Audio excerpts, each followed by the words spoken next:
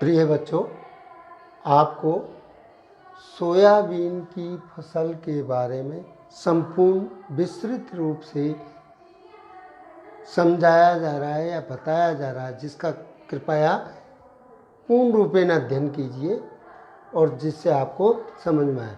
तो इसमें सर्वप्रथम आपको वानस्पतिक नाम ग्लाइसिन मैक्स, ये इसका पूर्ण नाम है, और कुल है जो फेबेसी है।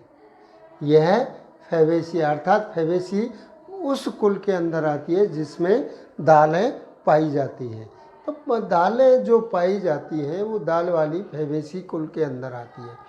तीसरा इसका जो बिंदु है मुख्य, वो है महत्व।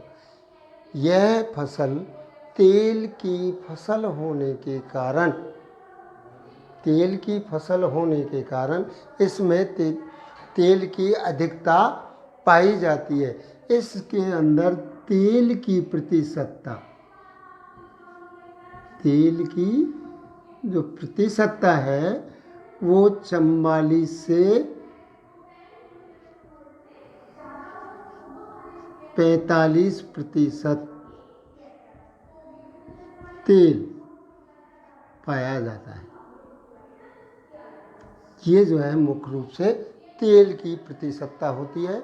और इसके अंदर जो तेल के साथ साथ वो प्रोटीन भी पाया जाता है। वो प्रोटीन है आपको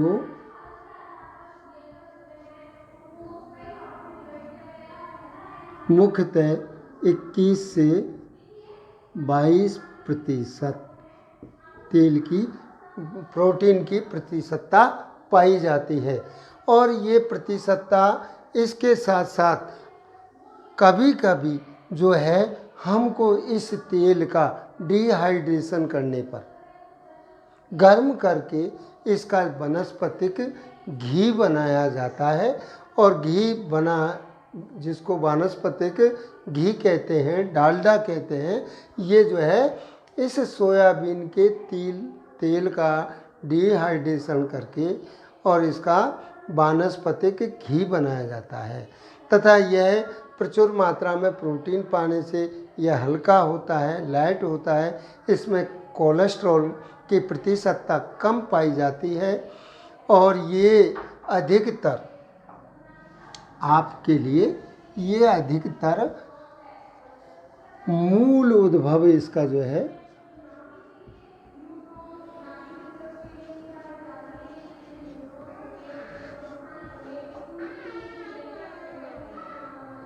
अफ्रीका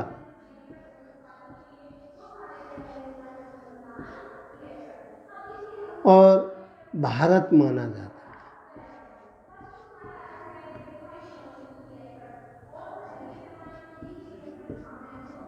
राजस्थान में इसकी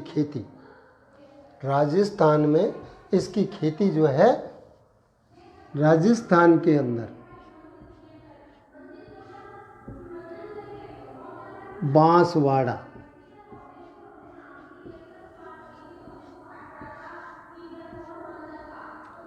कोटा,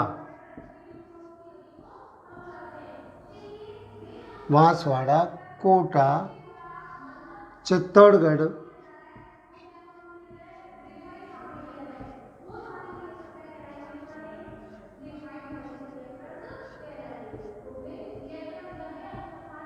उदयपुर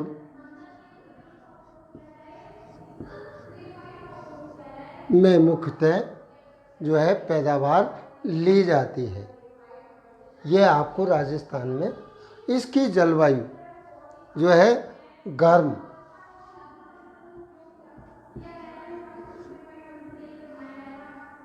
एवं उष्ण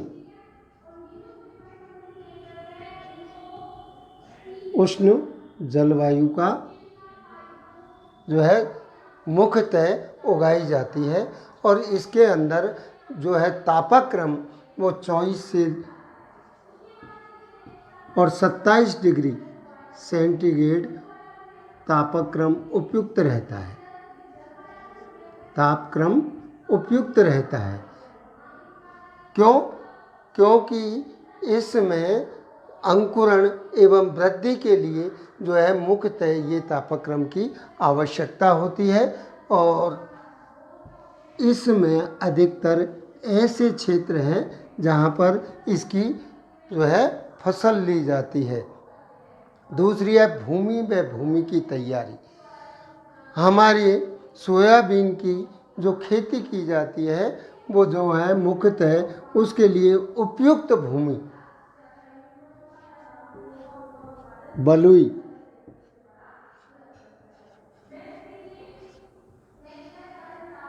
दोमट,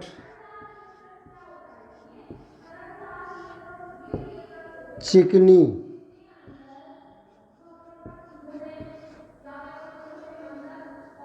दोमट एवं मटियार।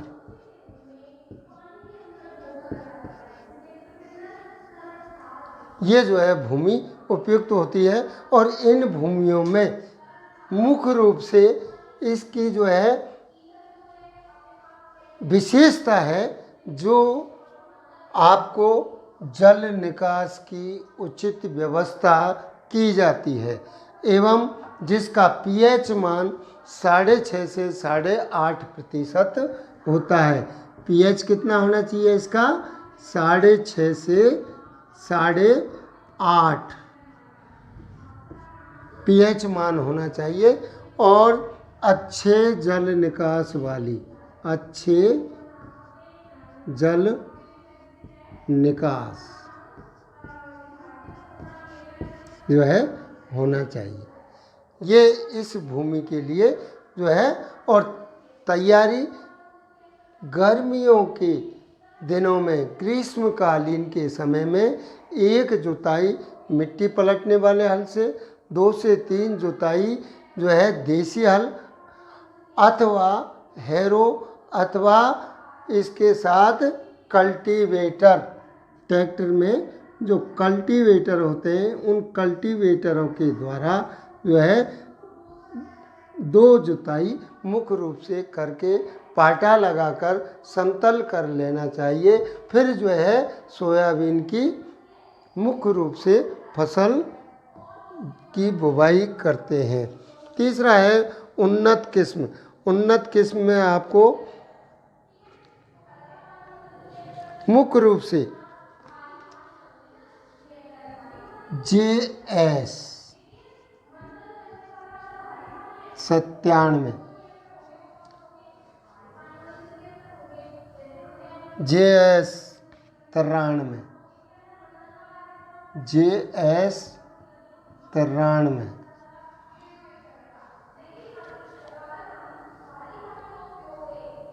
और प्रताप सोया, प्रताप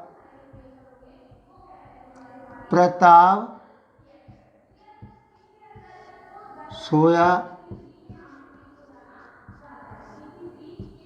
1, 2, 3 और 4, ये जो है मुख्य इसकी उन्नत किस्म होती है और इन किस्मों की जो है बुवाई करनी चाहिए ताकि अधिक से अधिक पैदावार हमको प्राप्त होती है। बीज दर। सोयाबीन के लिए जो बीज की मात्रा है वो है 75 से 90 kg प्रति जो है हेक्टेयर। यह है सिंचित क्षेत्रों में। सिंचित क्षेत्रों में, सिंचित क्षेत्रों में है आपको 40 से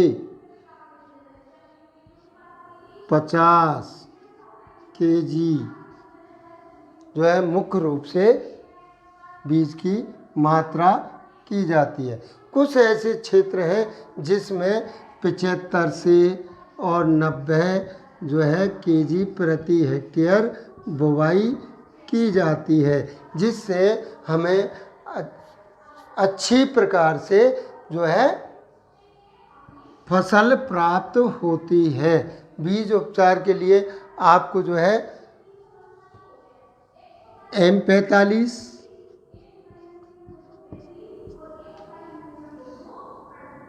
और वाविस्टिन, कैराथेन, इन दवाइयों का आप जो है बीज की बुवाई करके और जो है फसल की बुवाई करनी चाहिए। इसी प्रकार से खाद एवं उर्वरक, जो खाद है वो जुताई की प्रथम जुताई की जाती है ग्रीष्मकालीन में, उसमें आपको देसी खाद जो है आपको 15 से 20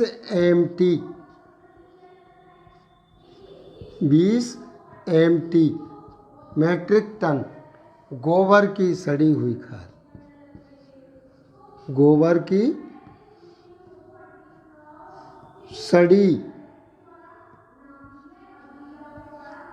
की सड़ी हुई खाद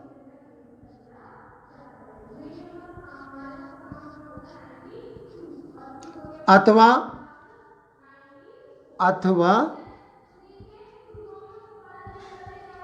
कंपोस्ट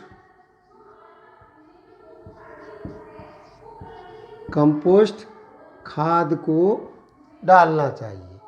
और जिससे ये प्रथम जुताई के समय एक जुताई करते हैं ग्रीष्मकालीन में, उस समय इस खाद को डाला जाता है और 30 kg नाइट्रोजन व 30 से 40 kg फास्फोरस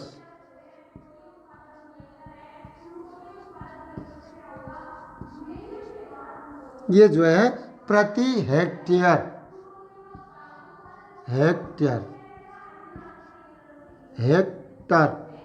जो है खाद को डालना चाहिए, उर्वरक को डालना चाहिए। इस उर्वरक को जुताई के समय ही डाल देना चाहिए, जिससे डाल करके भूमि के अंदर पौधों के लिए जो पोषक तत्व आसानी से प्राप्त हो जाते हैं। इसके बाद यदि जब फलियां कमज़ोर दिखाई दें तो आपको जो है 200 से 300 kg जिप्सम डालना चाहिए और जिंक सल्फेट 25 kg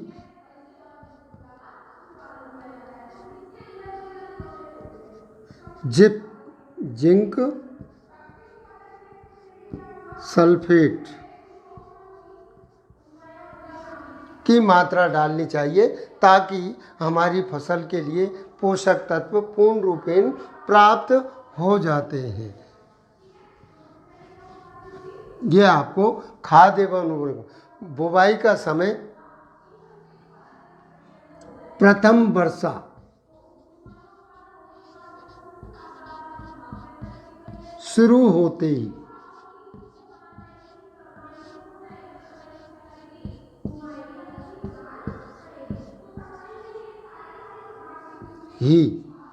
जो है बुवाई करनी चाहिए।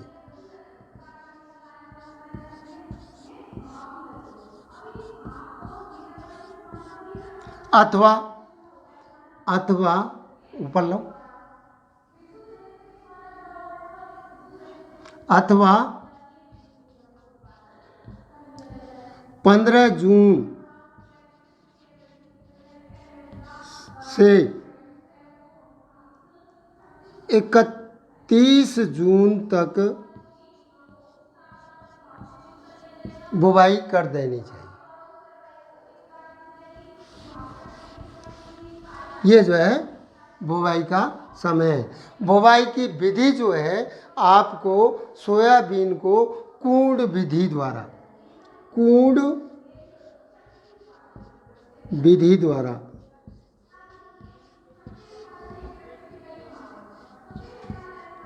बुवाई करनी चाहिए। तो L इंटू एल, लाइन से लाइन की दूरी जो है आपको पौधे के लिए 25 से 30 सेमी तथा P इंटू पी, पौधे से पौधे की जो दूरी है वो 10 से 12 सेमी रखनी चाहिए। और जो बीज की गहराई है वो 3 से 5 सेमी बीज की गहराई पर बुवाई करनी चाहिए।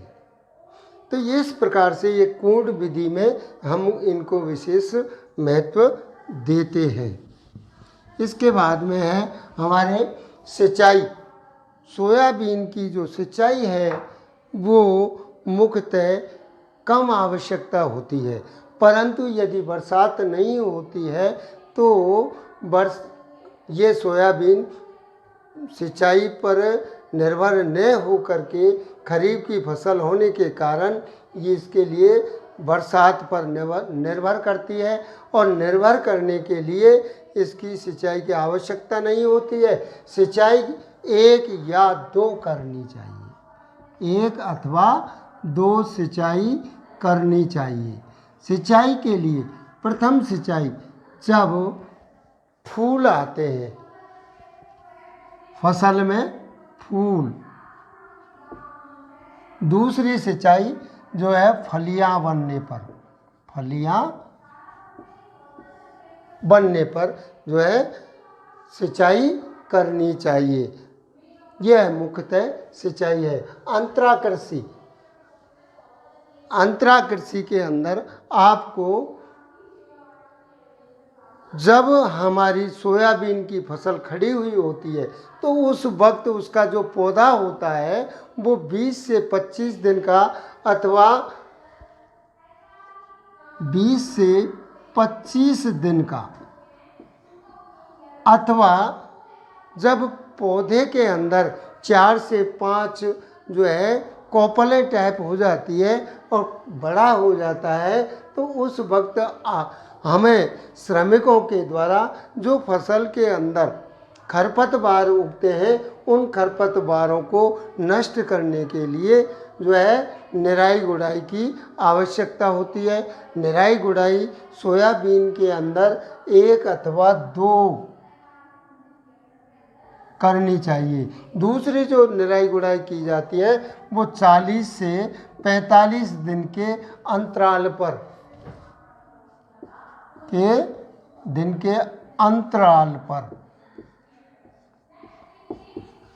अंतराल पर सिंचाई निराई गुड़ाई करनी चाहिए। यह अंतरा कृषि में। और यदि हमारी इन श्रमिकों की लागत अधिक होने के कारण हम पूर्ण रूपेण नहीं कर पाते हैं, निराई गुड़ाई द्वारा नहीं कर पाते हैं, तो एक हमारे जो है खरपतवार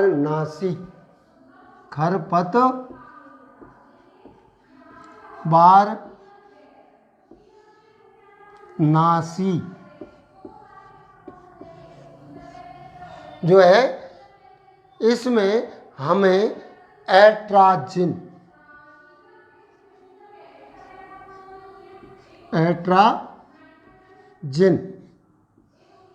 ये 500 ग्राम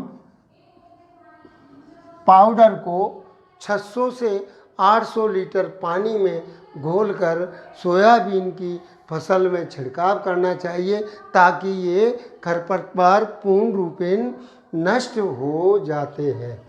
ये अंतरा कृषि के अंतर्गत आते हैं।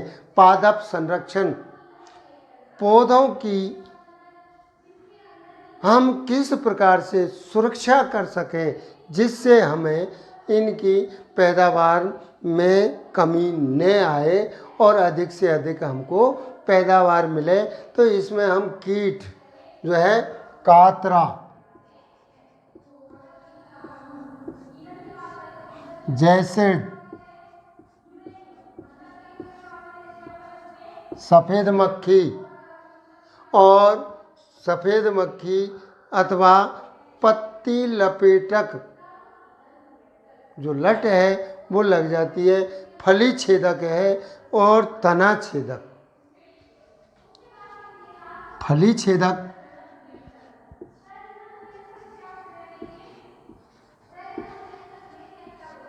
और तना छेदक,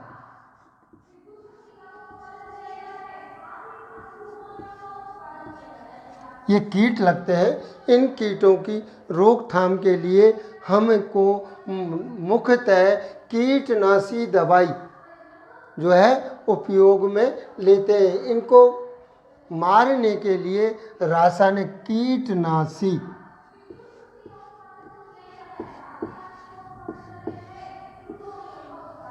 एंडोसल्फान,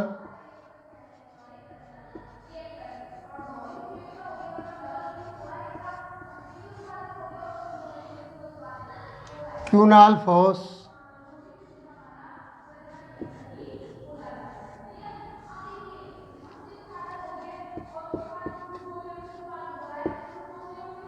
MP डस्ट 2%। इनको जो है हम भुरकाव अथवा छिड़काव खड़ी फसल के अंदर जो है देते हैं, जिससे ये संपूर्ण कीट खत्म हो जाते हैं। इसी प्रकार से हमारे पौधे के अंदर रोग भी लगते हैं। तो रोग जो लगते हैं वो जड़ गलन,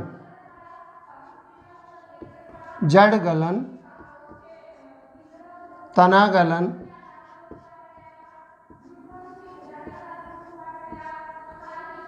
चूर्णी फफूंदी,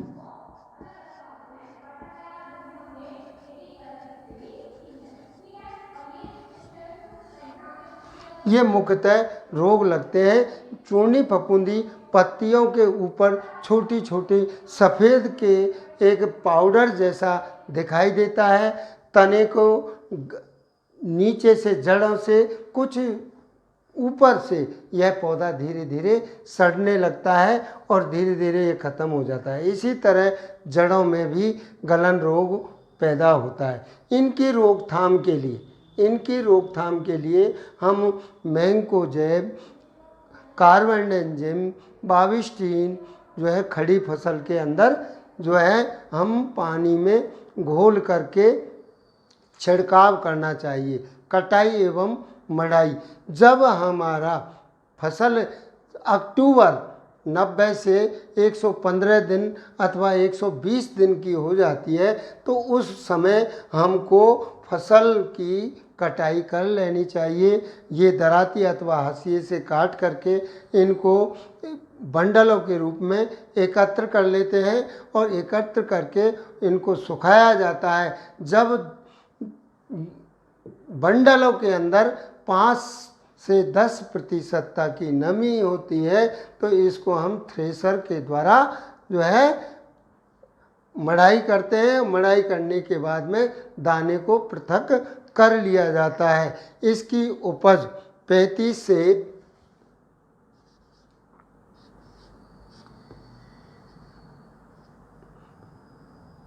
40 क्विंटल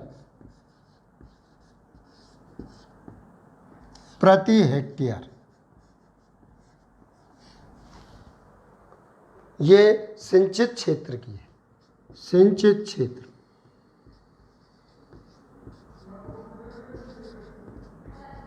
पैदावार होती है तथा असिंचित में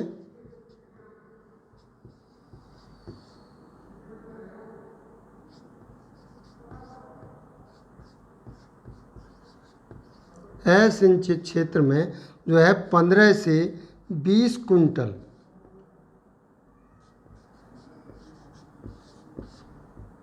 प्रति हेक्टेयर पैदावार होती है। और सूखा चारा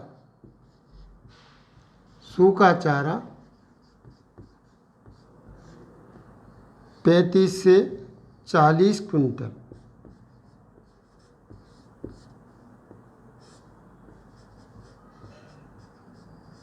प्राप्त होता है। ये मुख्यतः उपज में हमको जो है प्राप्त होता है।